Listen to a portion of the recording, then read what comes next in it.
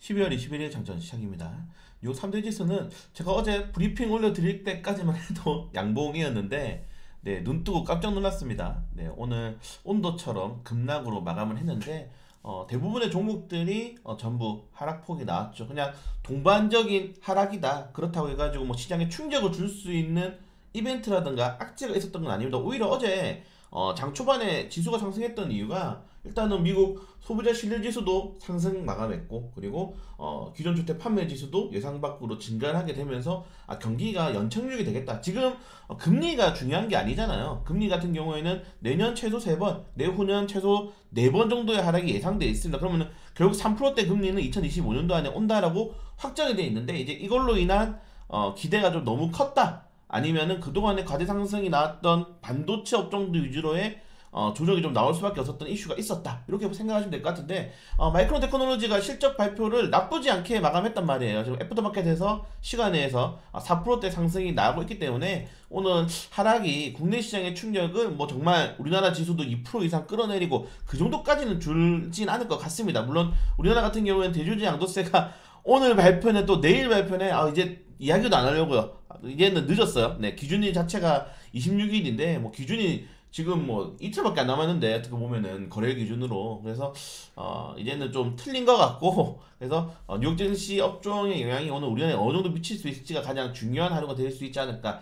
테슬라랑 뭐 이제 이런 포드 GM도 좀 많이 빠졌는데, 이게 오늘 테슬라 같은 경우에는 악재가 돌발 악재가 2개 정도가 나왔기 때문에 좀 추가적으로 말씀드리도록 하겠습니다. 그래서 뉴욕 증시의 큰 폭의 하락이 나왔다. 근데 이게 뭐 전체적인 개별 악재가 아니고 대부분의 종목들, 다우는 9거래 연속으로 상승이 나왔고, 나스닥은 신고가, 그리고 S&P 500은 신고가를 목전에 두고 조정이 나온 거기 때문에 좀 건강한 조정이지 않을까. 네, 그리고 산타랠리를 앞두고 어느 정도 조정은 필수적이지 않을까라고 생각되고 있는데, 여전히 월가에서는 네, S&P 500에 대한 지수 전망치를 상향을 하고 있다는 점들, JP 모건, 뭐 모건 스탠리 얘 둘만, 얘네들은 그냥 공매도 리포터를 하기 위해서 이제 그 전망을 내는 업종 IB가 아닌가, 이제 좀 이렇게 생각될 정도로 좀 심각한 모습을 보이고 있습니다. 다 틀려요, 얘들은 그냥.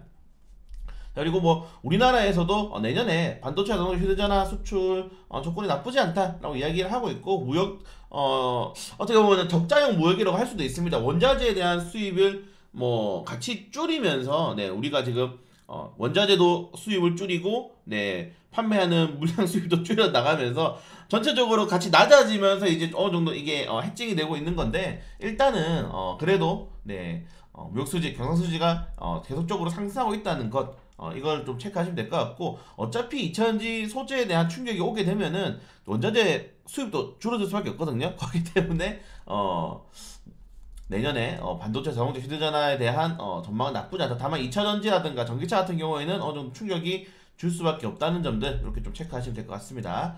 그리고 한국은행 이창용 총재는 계속 라스트 마지막 이런 금리 인하가 쉽지 않다. 마지막 금리 인하를 할 수도 있는 그 조건을 채우기가 쉽지 않다. 특히 우리나라 같은 경우에는 보시는 것처럼 이 소비자 물가가 이게 내년 말 돼서야 이제 2% 정도를 유지를 한다고 하니까 좀 쉽지 않죠. 네, 내년 말이 되어야지, 내년 말 2024년도 12월이 돼야지 이제 2%대 초반이 되는 거기 때문에 여기 쉽지 않다. 그리고 아시겠지만은 우리나라의 소비자 물가의 대부분 역시나 뭐 이제 수입 품목에 의해 자지우지 되기 때문에 이런 것도 또 쉽지 않은 상황이다. 이창용 총재가 사실은 원래 금리 인상을 하고 싶었는데 이게 부동산 때문에 못했잖아요, 어떻게 보면은. 그래서 금리 인하에 대한 시점도 좀 최대한 늦게 잡으려고 하지 않을까라고 생각이 됩니다. 저는 이창용 총재가 이번 2년 동안 정말 증시에 대한 상황, 뭐 통화 정책의 모든 것들이 다 맞췄어요. 그냥 이창용 총재가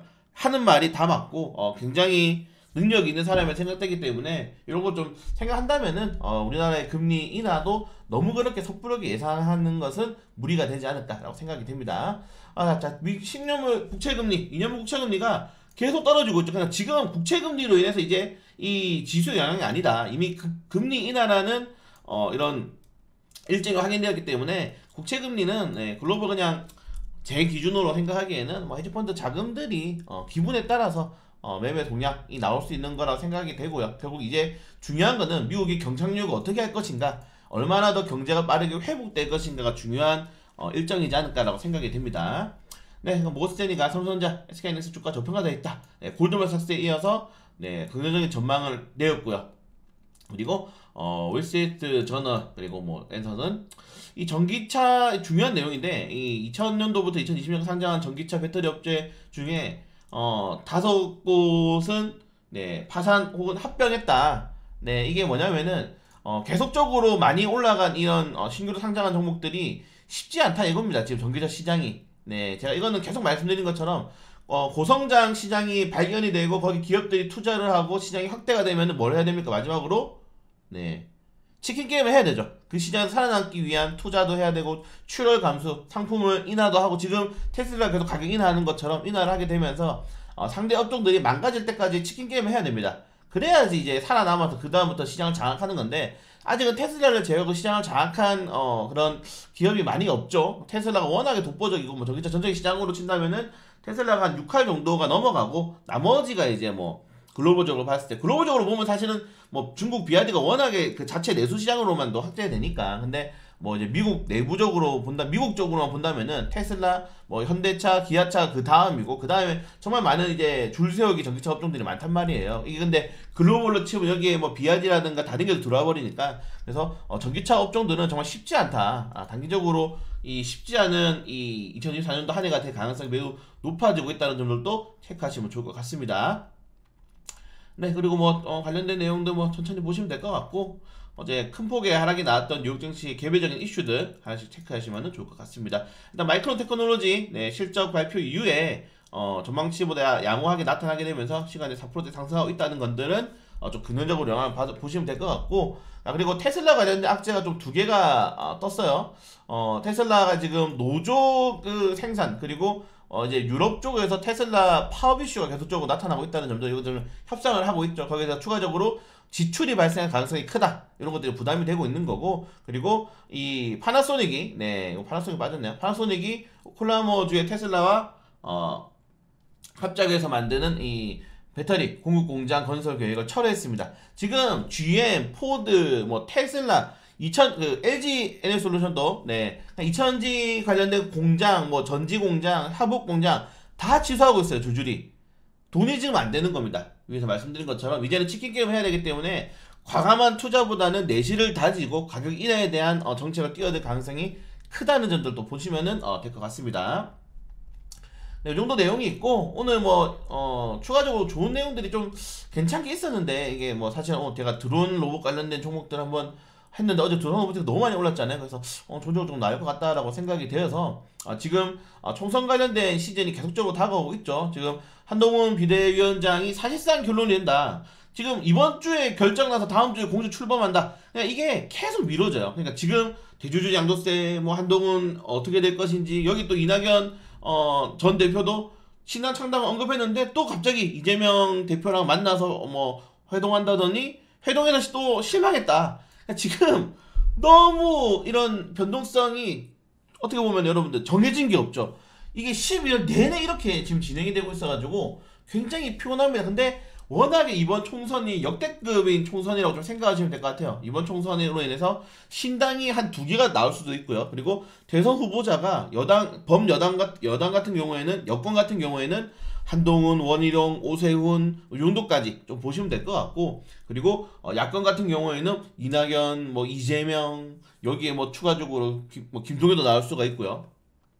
굉장히 많다. 그래서 어느 후보가 대선이 후보가 될지는 이번 총선으로 인해서 결정이 사실상 되기 때문에 이번 총선이 더욱더 특별하고 여러분들 와이더 플래닛 뭐 이런 종목도 보면은 뭐 너무 많이 오르잖아요. 막 대상홀딩스, 와이더 플래닛 말도 안 되게 막 올라가는데 이 정도로 이번 대선이 특별하다. 그래서 이번에 또 어제 시간으로 또 이낙연 관련 테마주가 상승이 나온 것처럼 정치 테마주는 꾸준하게 짧게 공략을 좀 할 필요가 있지 않을까. 아니면은 내가 정말 대선을 본다면은 내가 정말 후보자를 지지한다면은 장기적인 플랜도 나쁘지 않다라고 좀 생각이 됩니다. 네, 그리고 이번 좀 깜빡했는데 메타가 여러분들 이거 안 올려드렸거든요. 메타가 너무 황당합니다 지금.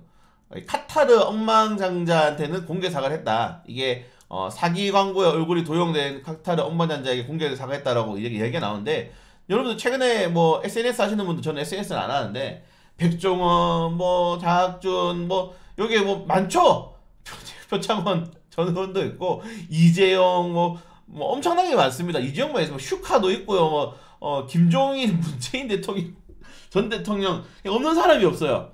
이런 식의 광고가 메타, 페이스북, 인스타뿐만 아니라 여러분들 그 유튜브에도 있습니다. 이런 것들을 거르지가 않는 거죠. 지금은 제가 어제 그 기억나 마감 시장에서 제가 어제 토스뱅크 관련해서 이커머스 그룹들 그리고 인터넷 은행이라든가 인터넷 IT 기업들이 인력이 굉장히 적기 때문에, 그러니까 돈을 많이 남기죠. 적기 때문에 이러한 좀 CS 부분이 굉장히 미진하다라고 말씀드렸는데 그게 마찬가지입니다.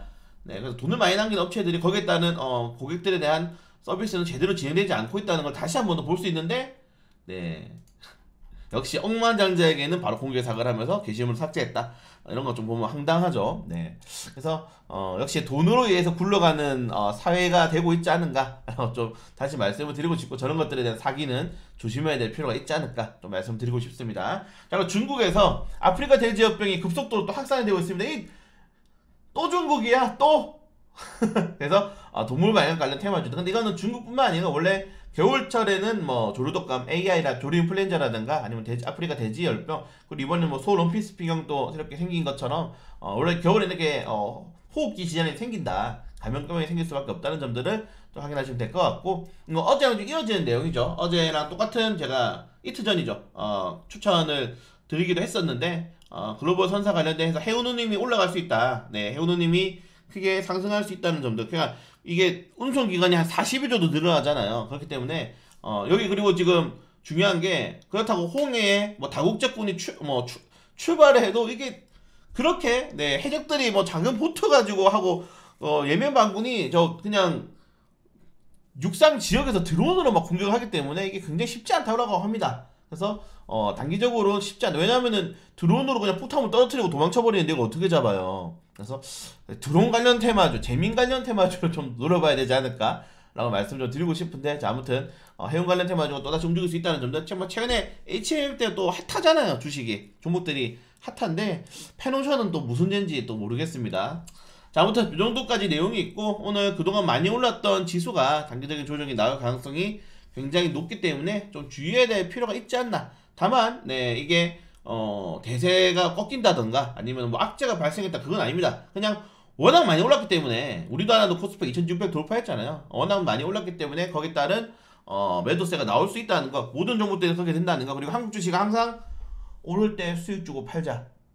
욕심부리면 다시 그 가격이 오지 않습니다. 네, 이거 꼭 명심하시고, 네, 저는 장중 브리핑을 찾아뵙도록 하겠습니다.